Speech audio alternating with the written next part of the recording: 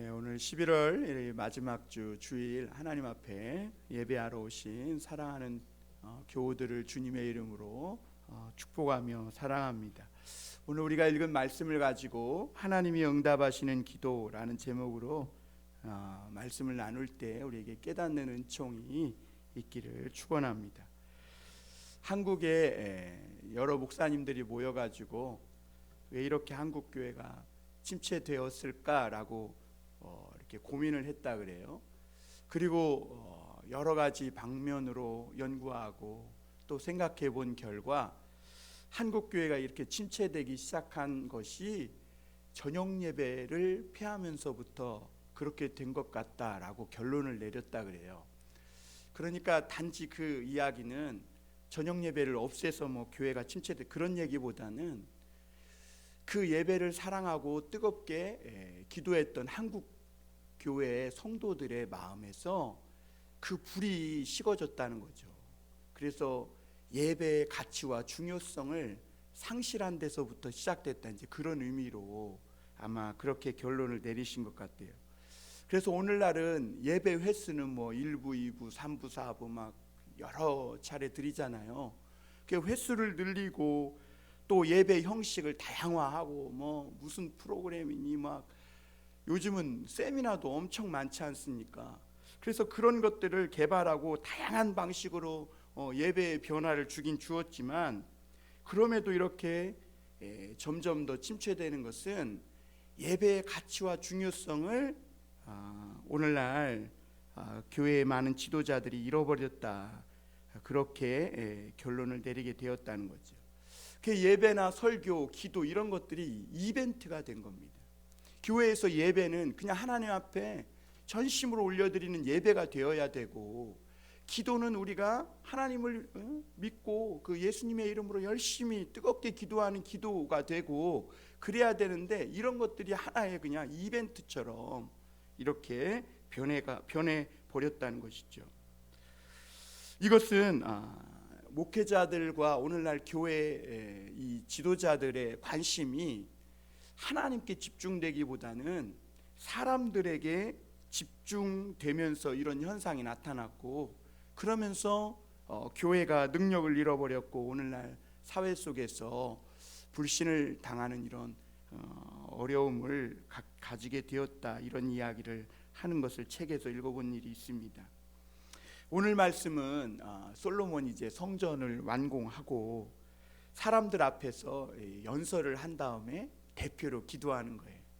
대표 기도가 참 어렵습니다. 오늘 집사님 대표 기도 잘해 주셔서 너무 감사해요. 어느 교회 가 보면 대표 기도하러 나와서 울고, 어떤 분은 막 너무 길어가지고 나중에는 성도들이 막 기도 끝나면 분노에 차 있거나 막 그러고요. 하여튼 이 대표 기도라는 것이 어려워요. 그런데 오늘 솔로몬도 성전을 완공하고 하나님 앞에 이 대표 기도를 하는데요, 우리가 다 읽지는 못했어요. 너무 길어서. 근데 이 기도 내용을 읽어보면 참으로 그 기도 내용이 정말로 엄청납니다. 이 솔로몬의 기도대로만 된다면, 우리 하나님을 믿기만 하면 막 모든 아무 문제가 없을 정도로 정말 그렇게 훌륭한 기도를 하고 있는 걸 보게 됩니다. 그래서 오늘 이 솔로몬은 성전을 이제 완공을 해놓고 우리가 생각해 볼 것이, 무슨 근거로 솔로몬이 이런 기도를 하나님 앞에 올리고 있느냐 하는 것입니다. 솔로몬의 기도 내용을 보면요, 막 죄를 사해 주시고, 가뭄이 왔을 때 성전을 향해 기도하면 하나님 비를 주시고, 전쟁이 나면 이기게 하시고, 혹이나 전쟁이 나가지고 포로로 잡혀가면 거기서 기도하면 포로에서 돌아오게 하시고, 전염병이 나면 전염병이 떠나가게 하시고, 하여튼 엄청난 기도들의 내용들을 이렇게 담고 있는 걸 보게 됩니다. 오늘 솔로몬은 도대체 무슨 근거로 이런 기도를 하나님 앞에 올려드렸는가 하는 것이죠.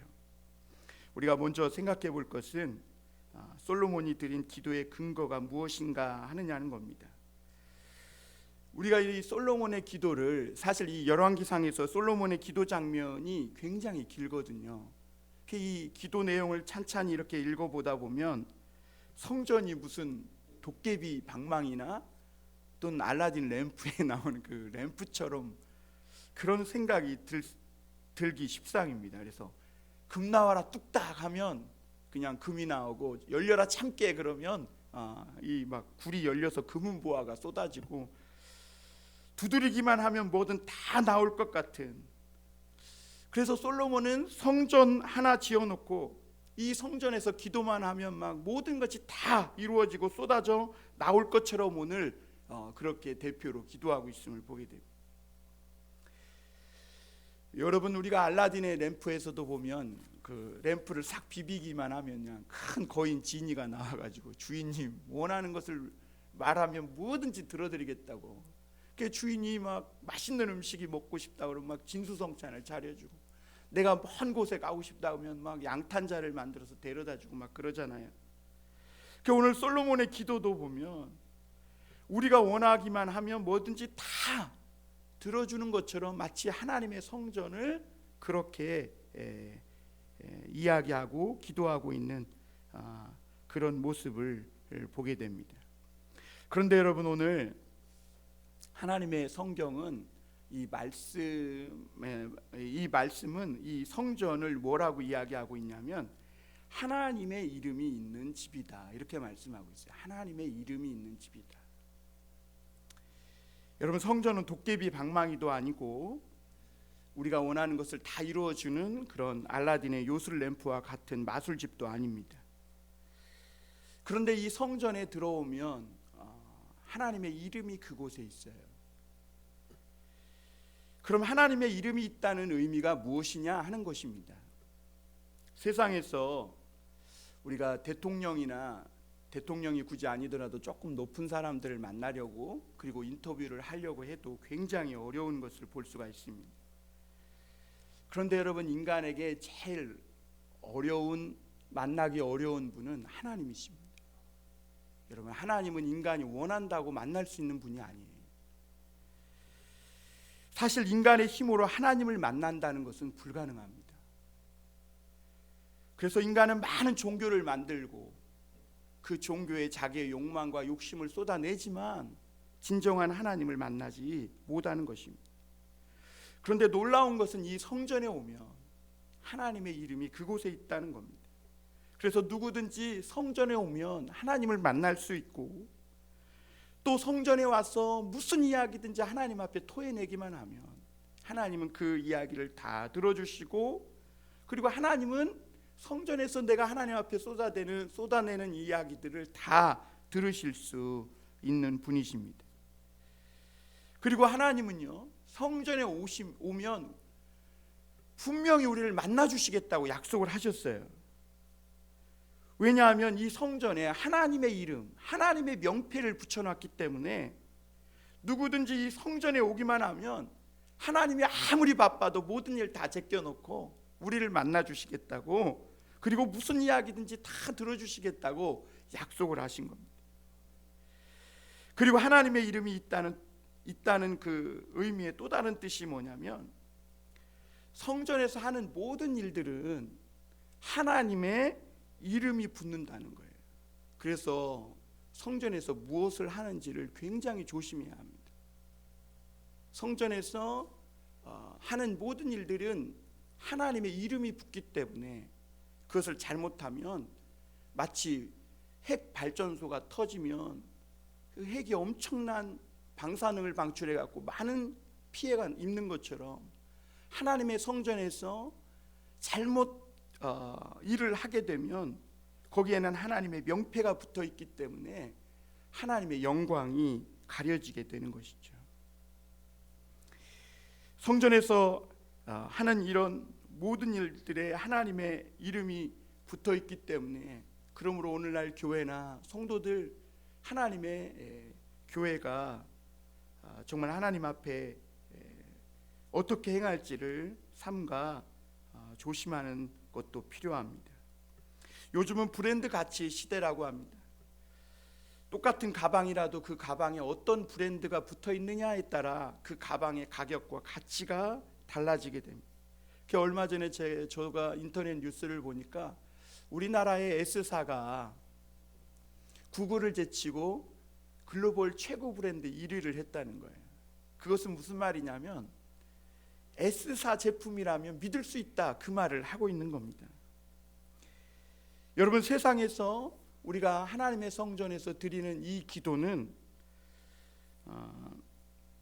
우리가 아무리 부족하고 어리숙하고 또 연약한 그런 기도를 드릴지라도 하나님께서 그 가치를 인정해 주신다는 것을 말씀하는 것과 같은 것이죠. 그래서 여러분, 우리가 성전에서 하나님 앞에 진심으로 찬양을 올려드릴 때 그 찬양에는 하나님의 이름이 붙게 됩니다. 오늘 우리가 성전에서 하나님 앞에 예배드리는 그 예배, 전심으로 주님을 향하여 예배할 때 그 예배에는 하나님의 이름이 붙고, 오늘 또 우리가 하나님의 말씀을 선포할 때 거기에는 하나님의 이름이 붙어 있어서 우리가 하나님을 의지하고 행하기만 하면 우리가 행하는 것이 아무리 부족하고 연약하고 좀 실수하고 해도 하나님이 그 가치를 인정해 주시고, 그래서 우리가 찬양하고 또 성전에서 예배하고 기도하고 하나님의 말씀을 선포하고 하면, 그리고 그것을 믿으면 엄청난 역사와 능력이 나타나게 되는 줄 믿습니다. 그러므로 여러분, 성전에서는 우리가 사람을 기분 좋게 만들 필요가 없어요. 그냥 하나님을 의지하고 예수님의 이름으로 성경을 가지고 행하면 되는 줄 믿습니다. 성전에는 하나님의 이름이 있어서 그저 성경을 가지고 예배드리고 성경으로 기도하고 성경으로 하나님의 말씀을 선포하기만 하면 하나님이 은혜도 주시고 또 하나님의 능력과 역사가 나타나고 하나님이 응답해 주시는 줄 믿습니다. 그런데 여러분, 우리가 오해하지 말아야 할 아주 중요한 사실이 있습니다. 성전이 하나님이 사시는 집이라고 생각하는 겁니다. 사도행전에서 이 스데반 집사가 유대인들에게 돌에 맞아 죽은 이유가 뭐냐면 하나님은 사람이 손으로 지은 성전에 계시지 않는다고 하는 겁니다. 여러분, 옛날에 우리나라도 어렸을 때는 이 강단에 마치 하나님이 사시는 것처럼, 그래서 이 강단 청소도 아무나 못하고 강단에는 어린아이들도 올라가지 못하고 막 그랬던 경험들이 있습니다. 그런데 여러분, 성전은 하나님이 사시는 집은 아닙니다. 여러분, 그렇게 믿으시길 바랍니다. 하나님은 성전에서 우리를 만나주시고 우리가 드리는 예배와 기도, 정말 예수님의 이름으로 하기만 하면 주님께서 그 가치와 그 예배를 인정해 주시기는 하지만 하나님께서 이 성전에 사시는 것은 아니에요. 그런데 이스라엘 백성들이 오해한 것 중에 큰 오해가 뭐냐면, 그들이 솔로몬과 함께 성전을 굉장히 크고 웅장하게 화려하게 지었잖아요. 그런데 오늘 솔로몬도 보면 이 성전을 크게 짓고 오해한 것이 뭐냐면, 이 성전에 하나님이 거하시고 그리고 이 성전에서 하나님이 사신다고 생각한 거예요. 그리고 나아가서는 나중에 그것이 어떻게 변하냐면, 하나님은 성전에만 거하시고 성전 밖에는 계시지 않는다, 여기까지 나아간 겁니다. 그러니까 하나님께서 이 성전을 건축할 때 제일 우려하신 것이 뭐냐면 바로 그 부분이었거든요. 성전을 건축하고 나서 하나님이 이 성전에만 사신다 할까봐 하는 그런 염려를 가장 많이 하셨는데, 결국에는 하나님의 우려대로 이스라엘 백성들은 성전에 하나님이 사신다라는 생각과 또 나아가서는 성전 밖에는 하나님이 없고 성전 안에만 하나님이 있다, 이런 식으로 생각하게 된 것이죠. 그래서 이스라엘 백성들에게는요, 오히려 솔로몬과 함께 성전을 크고 화려하게 잘 지은 것이 역효과가 났습니다. 그리고 하나님을 이 성전에 자신들이 막 정성 들여서 최선을 다해 막 잘 지어놨으니까 그냥 이 성전에 하나님이 사시는 것처럼 생각하면서 성전에 하나님을 가두어 버린 겁니다. 그러면 우리가 한 가지 좀 이렇게 뒤집어 생각해 볼게. 그러면 오늘 솔로몬이 성전을 건축하고 봉헌을 하면서 이 엄청난 기도를 드렸는데, 그럼 이 엄청난 기도들의 모든 내용들은 다 희망사항에 불과한 것이냐 하는 것입니다. 그냥 이렇게 기도했지만 되면 좋고 안 되면 할 수 없고 하는 그냥 버킷리스트인가 라는 것이죠. 여러분, 그런 것은 또 절대 아닙니다. 왜냐하면 오늘 솔로몬이 하나님 앞에 기도하는 내용들을 보면요, 이 기도는 그냥 솔로몬이 자기가 원하는 것을 막 이야기하는 게 아니라 하나님이 이스라엘 백성들을 애굽에서 종에서 건져주시고 시내산에서 언약을 맺은 이후에 모압 평지에서 가나안 땅을 선물로 주시기 전에 모세를 통해 다시 언약하신 말씀들을 솔로몬이 되뇌이며 그렇게 하나님 앞에 기도하고 있는 내용이에요. 그러니까 이 솔로몬은 무작정 막 기도한 게 아니라 하나님이 미리 하신 언약을 붙들고 지금 기도하고 있는 것입니다. 여러분, 설교도 마찬가지입니다. 이 설교는 인간의 이야기를 하는 게 아니에요. 강연을 하는 것도 아니고요, 건강 상식을 말하는 것도 아니에요. 세상의 철학적인 좋은 이야기들 따와서 그거 얘기하는 것도 아니에요. 설교는 하나님의 약속을 선포하는 것인 줄 믿습니다. 그 기도는 나의 희망사항을 열거하는 게 아니라 하나님의 약속하신 것을 믿고 그것을 내 것으로 완전히 소화해내서 일상에서 정말 하나님 앞에 나아가 그 소화해낸 것들을 토해내며 하나님 앞에 고백하고 이야기하는 것이 기도인 줄 믿습니다. 그래서 기도의 응답과 능력이 거기에서 나타나는 것이죠. 그러므로 여러분, 성도들은 하나님 말씀을 열심히 듣고 읽고 묵상해야 합니다. 하나님의 뜻과 하나님의 미래가 우리에게 주시고자 하는 계획과 미래가 무엇인지 늘 그 하나님 말씀 안에서 깨닫고 그걸 가지고 하나님 앞에 기도해야 하나님의 능력과 응답이 나타나는 줄 믿습니다. 두 번째 우리가 살펴볼 것은 솔로몬의 기도 내용입니다. 여러분, 오늘 우리가 이 솔로몬의 기도 내용을 찬찬히 읽어보면 거기에 국가적인 문제도 있고요, 사회 문제도 있고, 기도 문제도 있고, 인간의 죽음의 문제, 질병의 문제도 있고, 기도 내용이 정말 다양합니다. 그 중에서도 솔로몬이 기도하는 것을 보면 가장 먼저 최우선적으로 기도하고 있는 그 내용이, 하나님, 성전에서 우리가 기도할 때 하나님께서 우리 기도를 들으시고 우리가 죄를 지었으면 죄를 용서해 달라는 죄 용서의 기도를 가장 먼저 드리고 있는 것을 보게 됩니다. 여러분, 죄라는 것은 우리가 죄를 짓지 않으면 아무 상관없어요. 아무런 영향을 못 줘요. 그런데 이 죄라는 것은 인간이 한번 짓고 저지르고 나면 정말 힘들어집니다.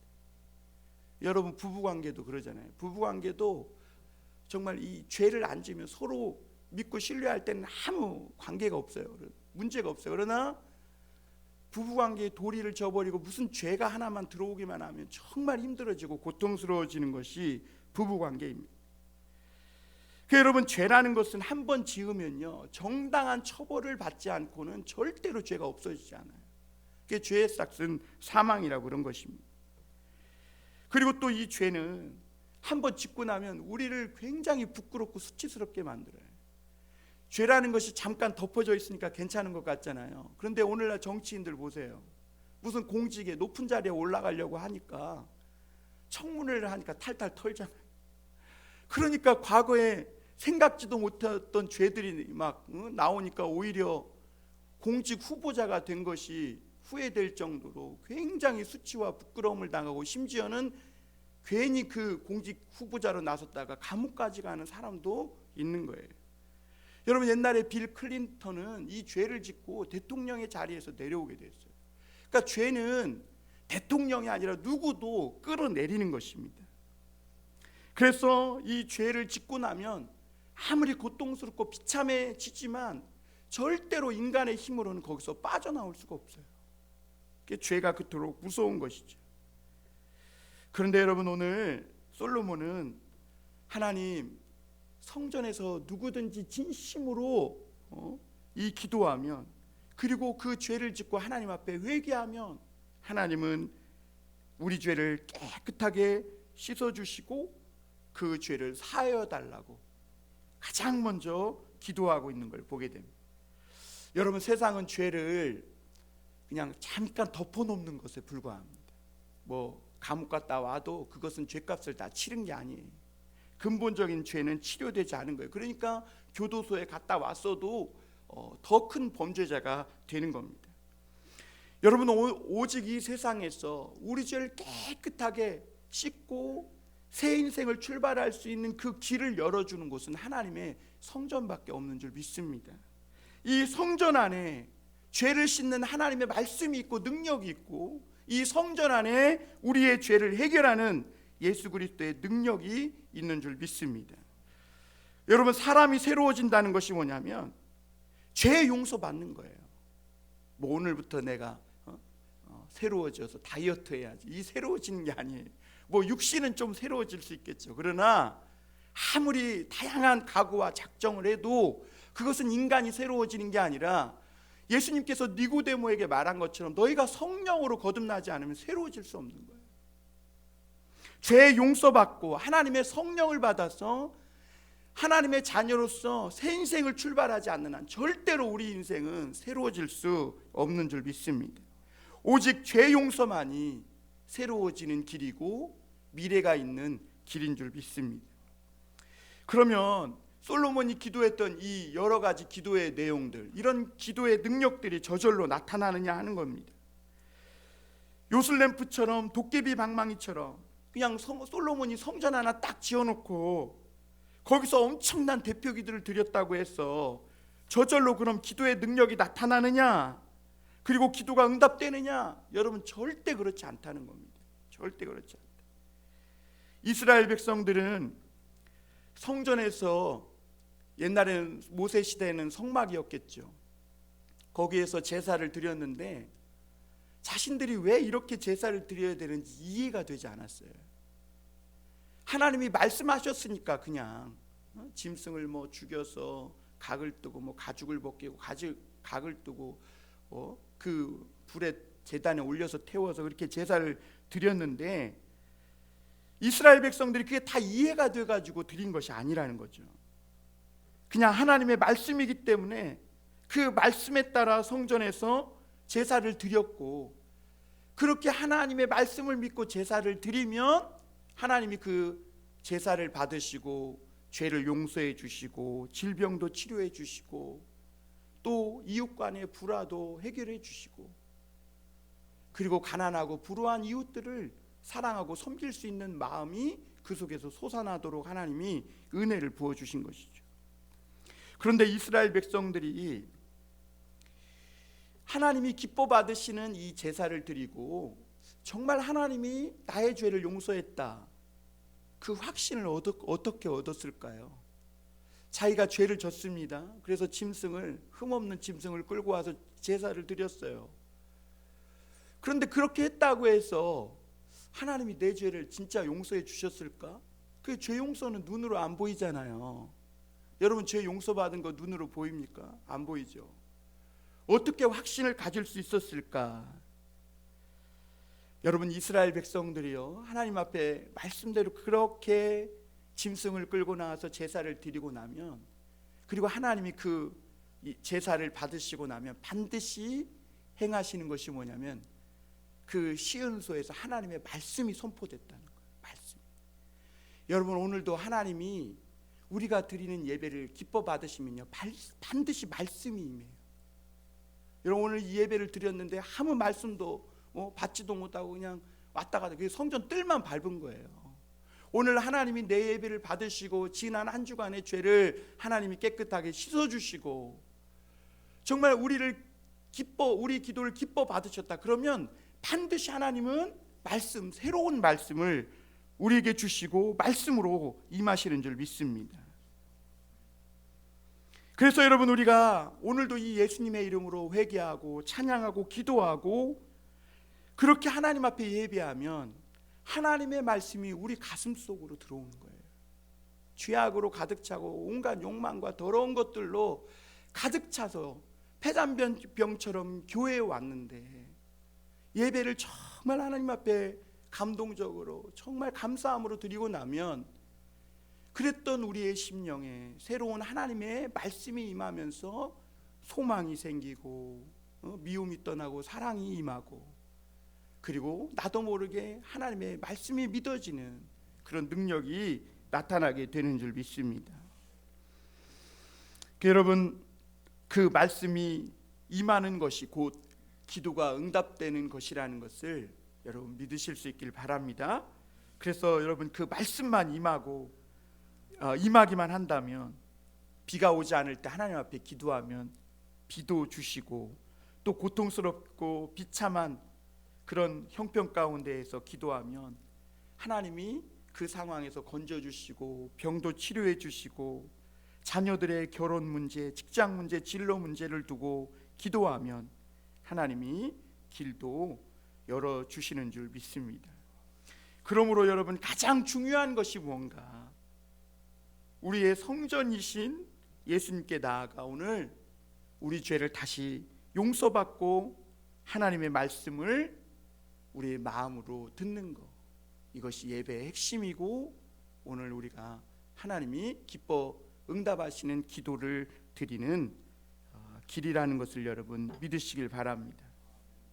마지막으로 한 가지 더 생각해 볼 것은, 솔로몬의 기도가 그러면 한 걸음 더 나아가서 어떻게 응답받을 수 있는가 하느냐는 겁니다.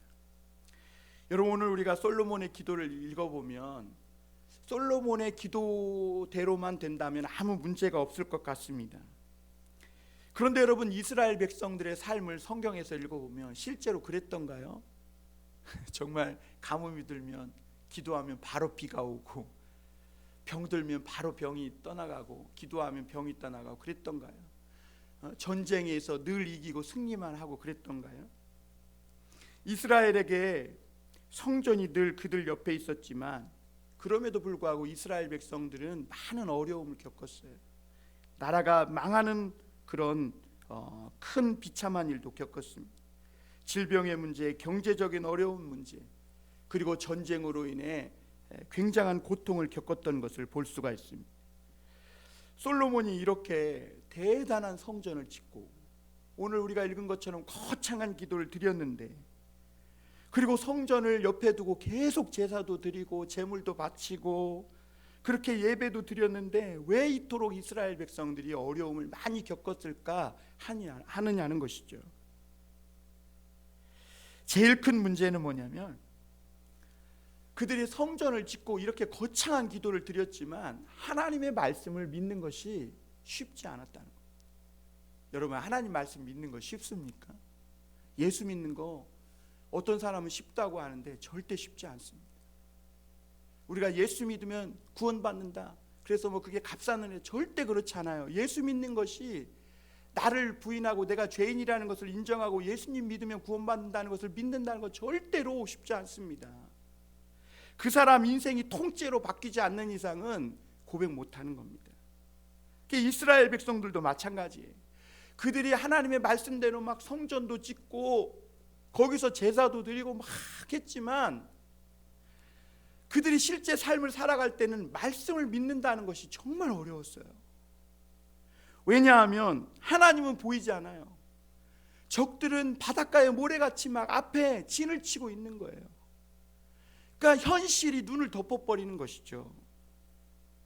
그런 상황에서 종이 쪼가리, 그때는 종이가 없었겠죠, 두루마리에 적힌 이 하나님의 말씀, 이 문자, 그 말씀을 믿을 것이냐, 눈앞에 보이는 적들의 군사력, 그것 앞에 이 두루마리에 적힌 하나님의 말씀을 믿는다는 거, 이게 이스라엘 백성들에게는 정말 어려운 문제였다는 거죠. 그래서 여러분, 중요한 것은 오늘도 우리가 이 문자로 기록된 이 성경, 종이에 기록된 이 하나님의 말씀을 어떻게 우리가 일상에서 살려내느냐 하는 것이 굉장히 중요한 겁니다. 이게 기도 응답의 비결인 거예요.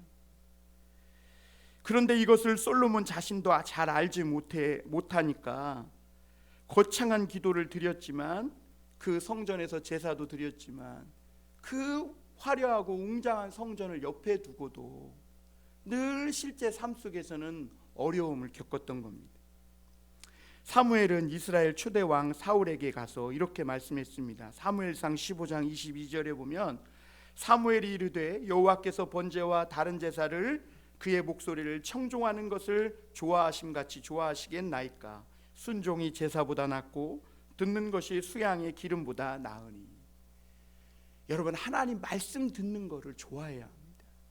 오늘날 성도들의 특징이 뭐냐면 하나님의 말씀 듣는 걸 안 좋아해요.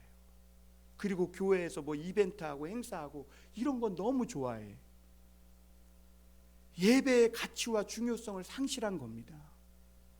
교회에서 화려한 조명과 막 현란한 음악과 뭐 다 있는 것 같은데 설교 시간은 짧아야 돼요. 요즘은 20분 설교 넘어가면요, 큰 교회는 뒤에서 원로 목사님이 옷을 잡아 당긴대. 그래서 제가 그랬죠. 초등학생도 40분 수업합니다. 하나님 말씀 일주일에 많이 나와서 해봐야 주일날 하루 오는 성도들이 대다수인데, 그 일주일에 하루 와가지고 말씀 그 15분 20분 듣고 무슨 말씀을 배우고 가겠냐고.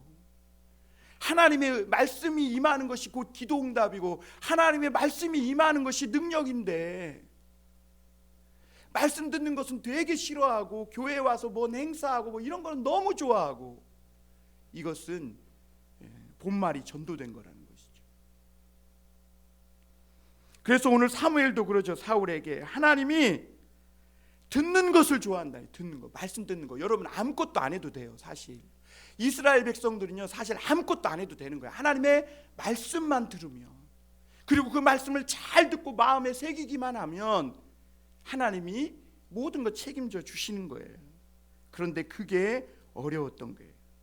우리가 여러분 오늘도 마찬가지입니다. 하나님의 말씀을 잘 듣기만 하면, 그래서 성전 되기만 하면 우리 인생은 죽어서도 문제가 될 것이 없는 것입니다.